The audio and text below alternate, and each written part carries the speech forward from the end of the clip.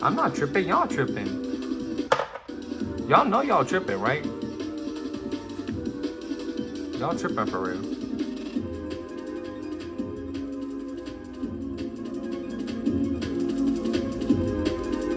Nah, but y'all tripping, y'all tripping, y'all tripping, y'all tripping for real. So, but here's the deal. We gotta go for this. What in the world is happening? He's so confused, he can't figure it out. He's so confused. Guys, what should we do? Bingo Panda doesn't know what's even going on anymore. What's happening, guys?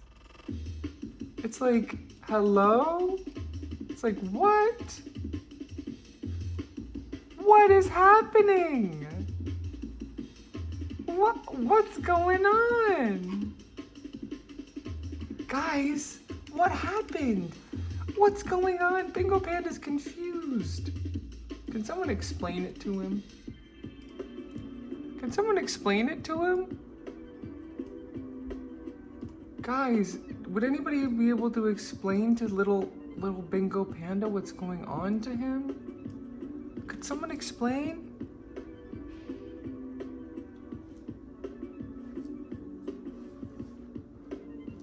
Wait, what's going on?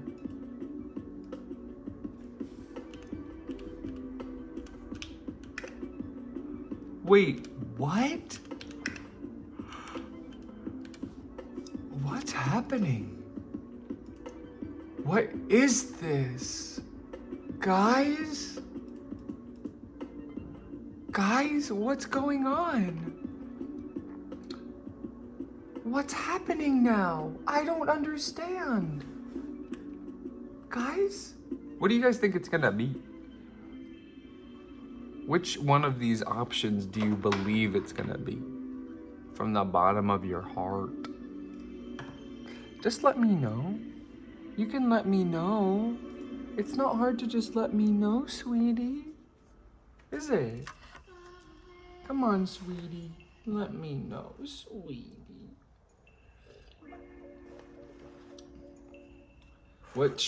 So I'm just gonna tell you brass tacks what's going on. So on this show, we do things a little differently.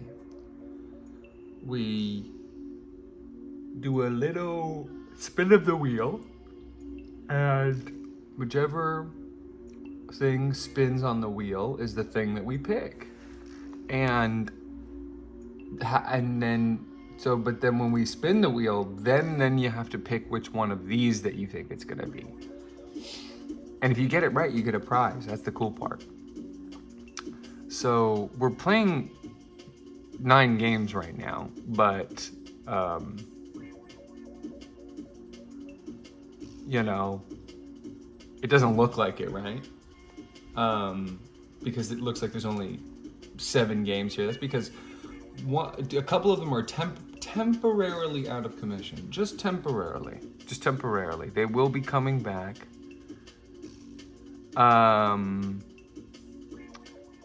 And you know, whatever. And so let me know which one you think it's gonna be. What in the world is going on? I can't figure this out. Do you have to go to the hospital, Red? What's going on?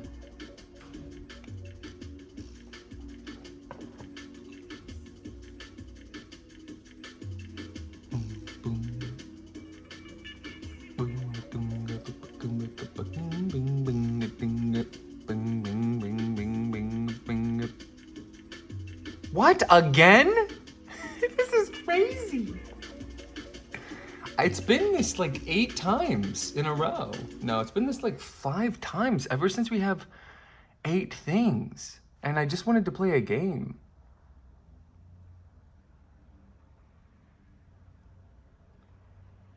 It's just like, I don't know.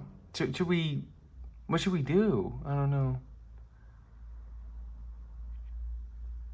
I guess just we'll read.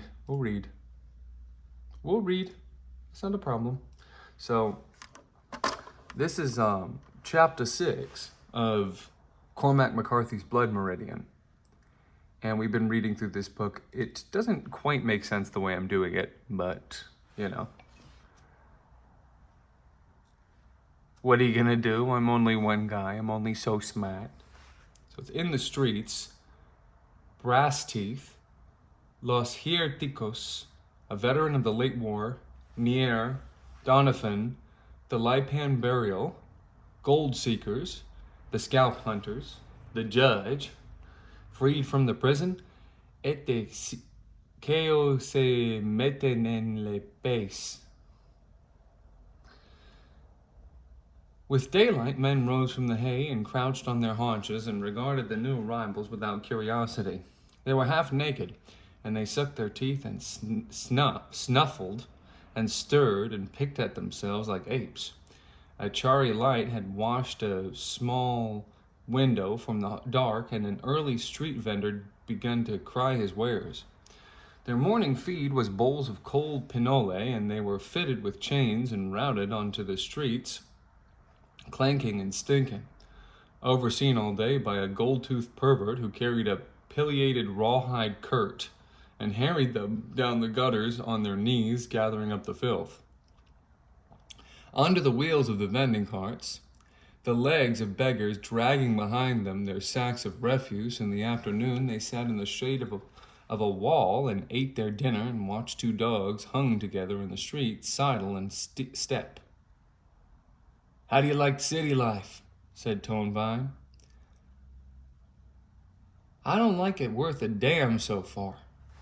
I keep waiting for it to take with me, but it ain't done it." They watched the overseer covertly as he passed, his hands clasped behind his back, his cap cocked over one eye, the kid's pet. "I seen him first," said Tonevine. "Seen who first?" "You know who. Old Brass Teeth yonder." The kid looked after the sauntering figure. "My biggest worry is that something will happen to him. I pray daily for the Lord to watch over him." "How do you think you're going to get out of this jackpot that you're in?" "We'll get out. It ain't like the carcel." "What's the carcel?" "State penitentiary. There's old pilgrims in there come down the trail back in the 20s. The kid watched the dogs. After a while, the guard came back along the wall, kicking the feet of any who were sleeping. The younger guard carried his escopeta at the ready, as if there might be some fabled uprising among these chained and tattered felons. "Vámonos, vámonos," he called. The prisoners rose and shuffled out into the sun. A small bell was ringing, and the coach was coming up in the street. They stood along the curb and took off their hats. The Gudin passed ringing the bell and the coach. It had an eye painted on the side and 4 mules to draw it, taking the host to some soul. A fat priest tottered after carrying an image. These guards were going among the prisoners, snatching the hats from the heads of the newcomers and pressing them into their infidel hands. When the coach had passed, they donned their hats again and moved on. The dogs stood tail to tail. 2 other dogs sat a little apart, squatting loosely in their skins, just frames of dogs in napless hides, watching the coupled dogs and then watching the prisoners clanking away up the street, all lightly shimmering in the heat, these life forms like wonders much reduced, rough likenesses thrown up at a hearsay after the things themselves had faded in men's minds. He'd taken up in a pallet between Toadvine and another Kentuckian, a veteran of the war. This man had returned to claim some dark-eyed love he'd left behind 2 years before when Donovan's command pulled east for Saltillo, and the officers had to drive back hundreds of young girls dressed as boys that took the road behind the army. Now he would stand in the streets, solitary in his change and strangely unassuming, gazing out across the tops of the heads of the townspeople, and at night he'd tell them of his years in the West, an amiable warrior, a reticent man. He'd been at Myre where they fought until the drain tiles and the gutters and the spouts from the azoteas ran with blood by the gallon, and he told them how the brittle old Spanish bells would explode when hit, and how he sat against a wall with his shattered legs stretched out on the cobbles before him, listening to a lull in the firing that grew into a strange silence. And in this silence there grew a low rumbling that he took for thunder, until a cannonball came around the corner, trundling over the stones like a wayward bull, and went past and down the street and disappeared from sight. He told how they'd taken the city of Chihuahua, an army of irregulars that fought in rags and underwear, and how the cannonballs were solid copper and came loping through the grass like railway sons, and even the horses learned to sidestep or straddle them, and how the dames of the city rode up into the hills in buggies and picnicked and watched the battle, and how at night, as they sat by the fires, they could hear the moans of the dying out on the plain, to see by its lantern the dead cart moving among them like a hearse from a limbo. They had gravel enough, said the veteran, but they didn't know how to fight. They'd stick. You heard stories about how they'd found 'em chained to the trail spades of their pieces, limber teams and all. But if they was, I never seen it. We picked powder in the locks yonder, blowed them gates open. People in there looked like skinned rats, whitest Mexicans you'll ever see. Throwed theirselves down and commenced kissing our feet and such. Old Bill, he just turned 'em all loose. Hell, he didn't even know what they'd done, just told them not to steal nothing. Of course they stole everything they could get their hands on. Whipped 2 of them and they both died of it, and the very next day another bunch ran off with some mules, and Bill just flat out hung them fools. Which they did likewise perish of, but I never reckoned I'd be in here on my own myself.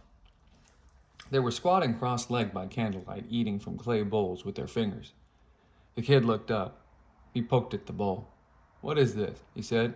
"Oh, that's prime bull meat, son, from the corrida. You'll get it of a Sunday night. You best keep chewing. Don't let it feel ye to weaken." He chewed it. He chewed, and he told them the encounter of the Comanche, and they chewed and listened and nodded. "I'm proud I missed that dance," said the veteran. "Them is some cruel sons of bitches. I know of one old boy up on the Llano near the Dutch settlements. They caught him, took his horse and all, and left him to walk it. He come crawling into Fredericksburg on his hands and knees, buck naked, about 6 days later, and you know what they done? They cut the bottoms of his feet off." Toadvine shook his head. He gestured toward the veteran. "Granny right here knows him," he told the kid. "Fought him. Ain't he, Granny?" The veteran waved his hand.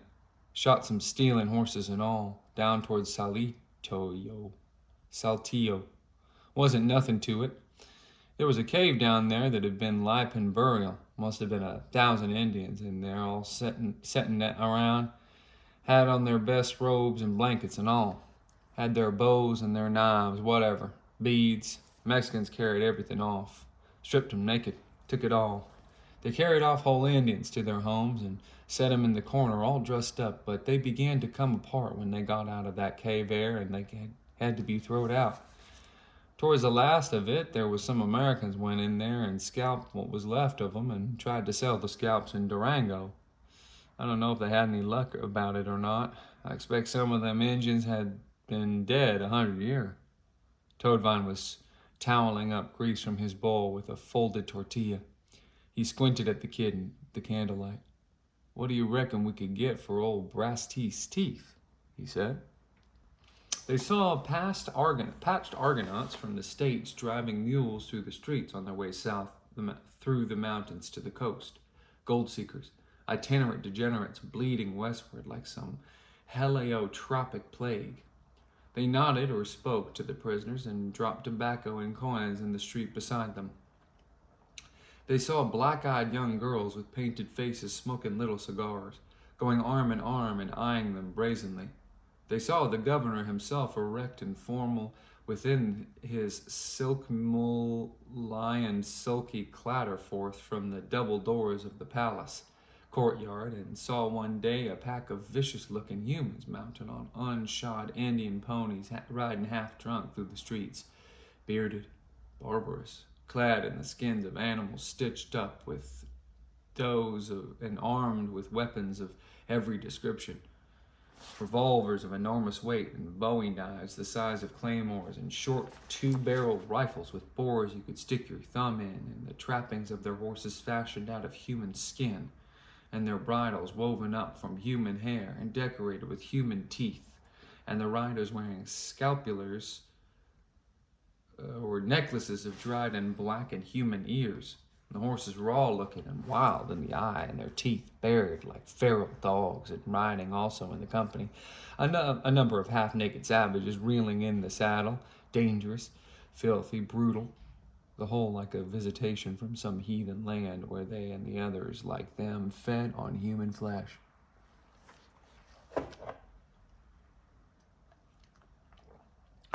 Foremost among them, outsized and childlike, with his naked face, rode the judge. His cheeks were ruddy, and he was smiling and bowing to the ladies and doffing his filthy hat. The enormous dome of his head, when he bared it, was blinding white and perfectly circumscribed about, so that it looked to have been painted. He and the reeking horde of rabble with him passed on through the stunned streets and hove up before the governor's palace, where their leader, a small black-haired man, clapped for entrance by kicking the oaken doors with his boot. The doors were opened forthwith, and they rode in all, and the doors were closed again. "Gentlemen," said Toadvine, "I guarantee ye I know that there is about what that there is about." The following day, the judge and the company of others stood in the street, smoking a cigar and rocking back on his heels.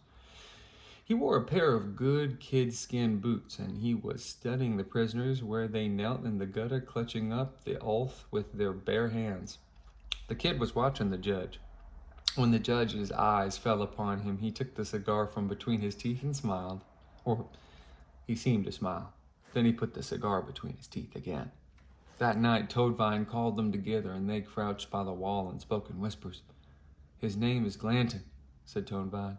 "He's got a contract with Trias. They're to pay him $100 a head for scalps and $1,000 for Gomez's head. I told him there was 3 of us. Gentlemen, we're getting out of this shithole. We ain't got no outfits." Well, he knows that. He said he'd find anybody that was guaranteed hand and take it out of their shares. So don't let it on like you ain't no seasoned Indian killer, because I claimed we was 3 of the best.